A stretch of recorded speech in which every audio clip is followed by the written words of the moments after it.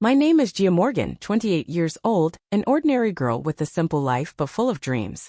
I married Nathan, the man I deeply love, and recently, I gave birth to our first son Malachi, the child I had awaited through 9 challenging months of pregnancy. But no one told me that the most sacred moment for a mother when I was about to sign the birth certificate for my child would be the greatest test of all, making me feel like I was standing in the middle of a battlefield, where my in-laws became enemies determined to erase me from my son's life. That day, I lay in the hospital bed, exhausted from a long and painful labor. My body trembled, worn out, blood still leaking from the stitches, while beside me lay a small bassinet holding the greatest happiness of my life, Malachi, my little boy, entirely mine. My in-laws, especially my mother-in-law Elaine and father-in-law Gerald, were present in the room with a determination and coldness I had never experienced before. They did not give me a gentle look, a word of encouragement, or a loving gesture. Instead, they imposed an invisible prohibition. When the doctor asked, "Who should be listed as the mother on the birth certificate?" my mother-in-law did not hesitate. She looked straight at the doctor and said, "We don't want her name on it." Those words hit my heart like a hammer. I felt small and weak, even though I had just given birth. I turned to look at my husband, Nathan, whom I always trusted as my firm support, but he was silent. No words of defense, no resistance. The room suddenly became cold and unbearably silent. But then a miracle happened. Dr. Caldwell, a calm man with kind eyes, stood up and firmly said, "Actually, that is no longer your decision." He handed me the pen to sign the birth certificate for my child, affirming my sacred right as a mother. In that moment, I was not just signing a piece of paper, I was signing my own life. The life of a woman who refuses to be defeated, who dares to stand up for herself and the love she has for her child. The following months were not easy. I faced silent hostility and challenges I had never imagined. But I was not alone. Beside me was my son's love, Dr. Caldwell's companionship, and ultimately, a change in Nathan's heart. This was only the beginning of a stormy yet hopeful journey, a journey of a mother who dares to fight to protect her precious child. After what felt like a victory, I thought everything would change. I dreamed of a brighter future where my son would be fully recognized and I would no longer have to live in the shadows of opposition and doubt. But life does not always go as we wish. We returned to my in-laws' home, a place I had once thought would be a temporary refuge when Nathan lost his job and I was about to give birth. I agreed to stay, believing it was just a short phase for us to get back on our feet. But the reality was far harsher. From the very first day back, I felt coldness and distance. Elaine, my mother-in-law, ruled the house like a queen in a castle, controlling everything with absolute power. Every word she spoke made me feel small and out of place. When Malachi was born, I hoped for warm moments with family. But Elaine quickly took over the space. She organized a baby shower without consulting me, calling my son her grandson, as if I were merely a vessel, not his mother. She judged every little detail from the brand of diapers I bought to the name I chose for my son. When I suggested the name Malachi, she wrinkled her nose and said, "That name sounds made up. Why not choose something stronger with biblical meaning?" Her eyes seemed to say that my choice was not worthy of respect. My father-in-law Gerald was quiet, but his words cut deep. If Nathan had listened to us, he wouldn't be in this mess. Each sentence was like a cold knife, emphasizing that I was a mistake, something irreversible. Meanwhile, Nathan tried to keep the peace, saying, "Just ignore it, it's only temporary." But how could I ignore when they relentlessly tried to erase my existence from their son's life? Every time I spoke up to defend myself, I was labeled too sensitive, too dramatic.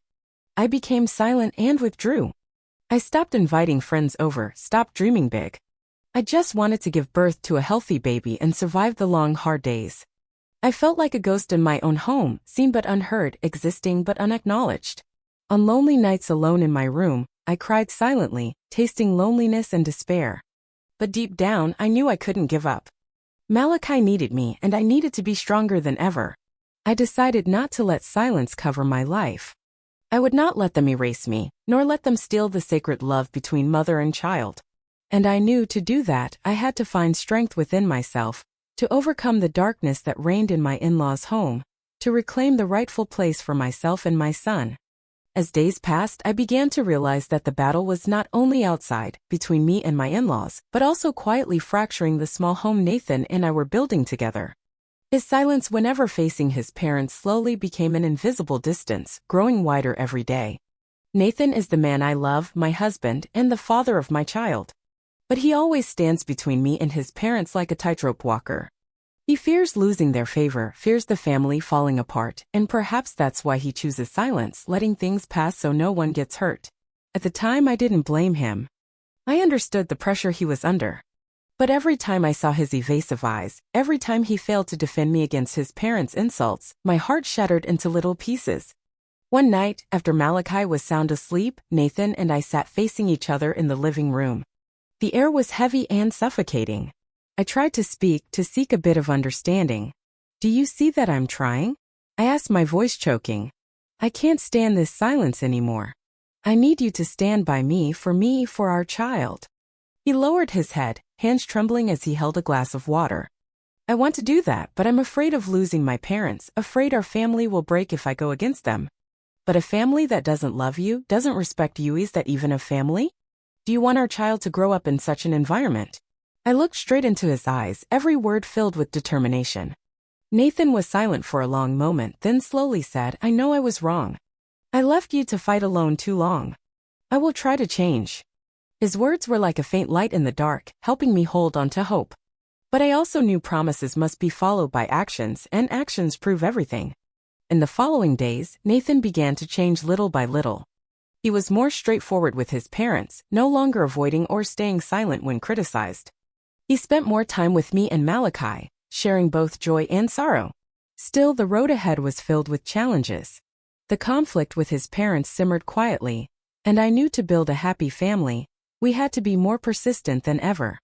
Above all, the love for our son, for our little family, was the boundless strength helping me overcome every hardship. I was no longer the fragile girl I once was. I had become a strong mother, a determined wife, ready to stand up for what I love. Life isn't always smooth, and my journey as a mother and wife was no exception. Challenges kept coming, dragging me down to the depths of exhaustion and despair. But within those days, I began to find small, flickering lights shining through the thick darkness. Nathan and I made positive steps, though imperfect, but it was a start. He began to stand up for me. Facing his parents no longer made him avoid or tremble. I saw determination in his eyes, and that gave me more confidence than ever. Malachi grew every day, a miracle in itself. His innocent laughter and tiny grasp of my hand were the most precious medicine, healing every wound in my heart. I learned to love myself more, not just for me but for him. But I wasn't always strong. Some nights, when Malachi was deeply asleep, I lay in darkness with silent tears. I remembered the cold words and contemptuous glances from my in-laws, feeling isolated and powerless. I wondered if I had the strength to keep fighting this battle. One evening, Dr. Caldwell, the man who helped me stand strong when I felt like giving up, came to visit.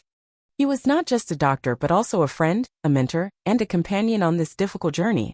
He sat beside me, listening as I shared my struggles, pain, and faint hopes. "Gia," he said gently, "the strength of a mother is not only in protecting her child but also in holding on to herself. When you love and believe in yourself, you teach your child to do the same." His words were like a bell awakening my soul.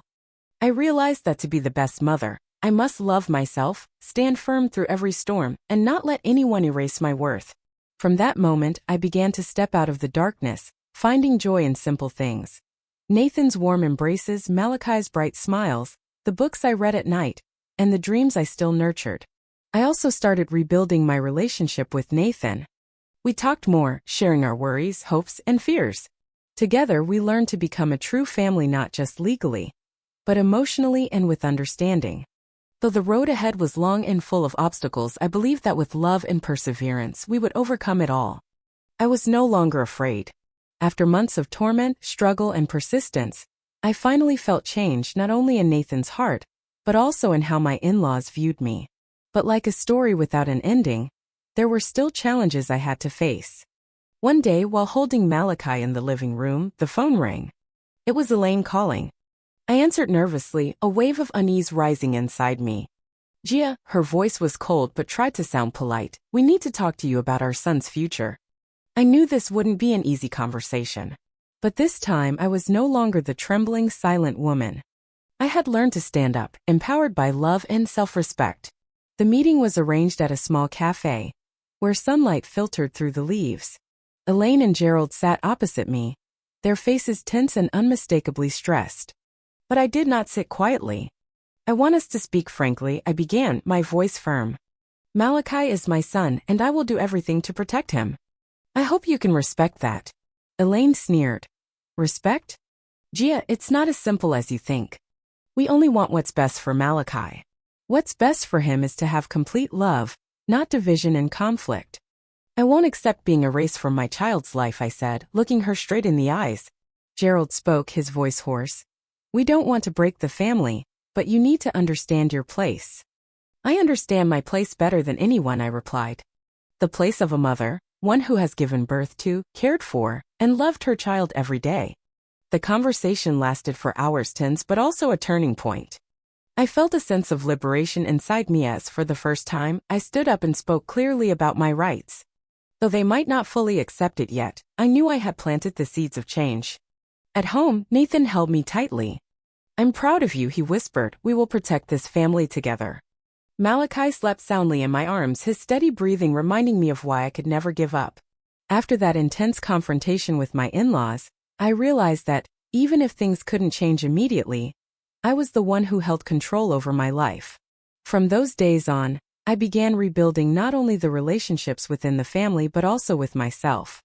Nathan also changed. He no longer avoided or remained silent but started becoming the husband and father that Malachi and I needed.